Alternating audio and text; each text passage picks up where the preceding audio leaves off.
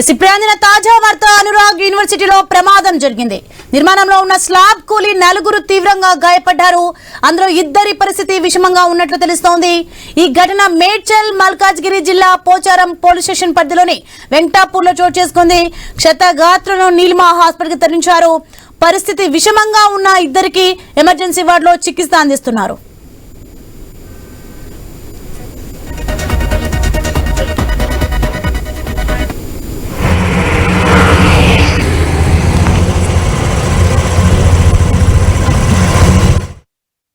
అనురాగ్ యూనివర్సిటీకి సంబంధించిన నిర్మాణాలు ఎఫ్టీఎల్లో చేపడుతున్నారని గతంలో పలువురు ఫిర్యాదు చేశారు.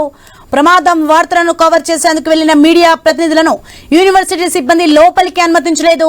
ఈ ఘటనపై పోచారం పోలీసులు దర్యాప్తు చేస్తున్నారు.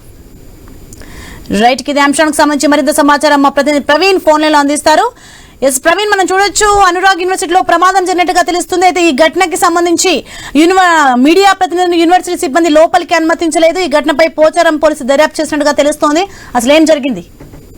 ఎస్ సోని, చూసుకుంటే మేడ్చల్ జిల్లా పోచారం పోలీస్ స్టేషన్ పరిధిలోని అనురాగ్ యూనివర్సిటీలో శనివారం ఉదయం ఘోర ప్రమాదం చోటు చేసుకుంది. యూనివర్సిటీ క్యాంపస్ లో నిర్మాణం కొనసాగుతున్న ఒక భవనంలోని స్లాబ్ ఒక్కసారిగా కూలిపోయింది. ఈ ఘటనలో 4 తీవ్రంగా గాయపడ్డారు. గాయపడిన వారిని 2 పరిస్థితి విషంగంగా ఉందని తెలుస్తుంది. వారిని అత్యవసర చికిత్స కోసం సమీప హాస్పిటల్ కు తరలించినట్టుగా కూడా ప్రస్తుతం తెలుస్తుంది. ప్రస్తుతం ఐసీయూ వార్డుకు చికిత్స పొందుతున్నారు. వాళ్ళు 2 పరిస్థితి సీరియస్ గా ఉన్నట్లుగా తెలుస్తుంది. అయితే ప్రమాదం జరిగిన వెంటనే విద్యార్థులు సిబ్బంది భయాందోళనకు గురయ్యారు.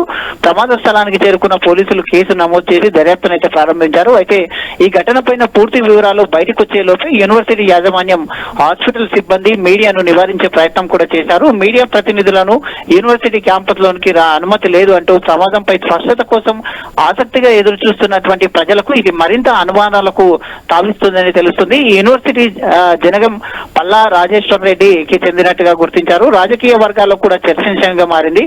గతంలో కూడా ఈ యూనివర్సిటీ అధికారులు ఫుల్ ట్యాంక్ లెవెల్లో ఈ ప్రాంతంలో అనుమతులు కూడా లేకుండా నిర్మాణాలు చేపడుతున్నారని స్థానికులు పలుమార్లు ఫిర్యాదు చేసినట్లు కూడా సమాచారం వస్తుంది. అయినప్పటికీ అధికారుల నిర్లక్ష్యంతో ఎటువంటి చర్యలు తీసుకోలేదని కూడా ఆరోపణలు కూడా వినిపిస్తున్నాయి. ఇటువంటి ఘటనలు విద్యార్థుల భవిష్యత్తు మీద మాత్రమే కాదు, వారి ప్రాణాల మీద కూడా ప్రమాదానికి తేవడమే.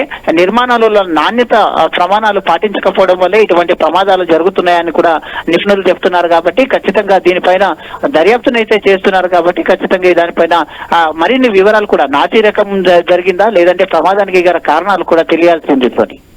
ప్రవీణ్, మరి ఈ ఘటనకు సంబంధించి ప్రమాదం వార్తను కవర్ చేసేందుకు వెళ్ళిన మీడియా ప్రతినిధి ఎందుకు యూనివర్సిటీ సిబ్బంది లోపలికి రానివ్వడం లేదు? ఎస్, ఖచ్చితంగా ఈ ఘటనకు సంబంధించి కవర్ చేసేందుకు వెళ్ళినటువంటి మీడియా ఎవరైతే సిబ్బంది ఉన్నారో మీడియా ప్రతినిధులని యూనివర్సిటీ క్యాంపస్ లోకి అనుమతి లేదంటూ కూడా అయితే అక్కడ నివారించే ప్రయత్నం చేశారు. ఎందుకంటే ప్రమాదంపై స్వచ్ఛత కోసం ఆసక్తిగా చూస్తున్నటువంటి ప్రజలకు ఈ విషయాన్ని తెలిసిపోతుంది. నాసిరకంగా ఉంది. ఇంకోటి ఏంటంటే గతం లోపల కూడా ఇక్కడ ఎఫ్టీఎల్ జోన్ లో కట్టారు అనేటట్టు ఈ బిల్డింగ్ ని ఎఫ్టీఎల్ జోన్ లో కట్టారు. కాబట్టి దీనిపైన అనాదిగా అనేక ఫిర్యాదులు హైడ్రాకు వచ్చిన నేపథ్యంలో దాన్ని మొత్తం టోటల్ గా కూడా ఈ యొక్క విషయం బయటికి పొక్కుతుంది అనే విషయంలో అయితే మీడియాను నివారించే ప్రయత్నం చేశారని కూడా తెలుస్తుంది. Thanks for the information Praveen.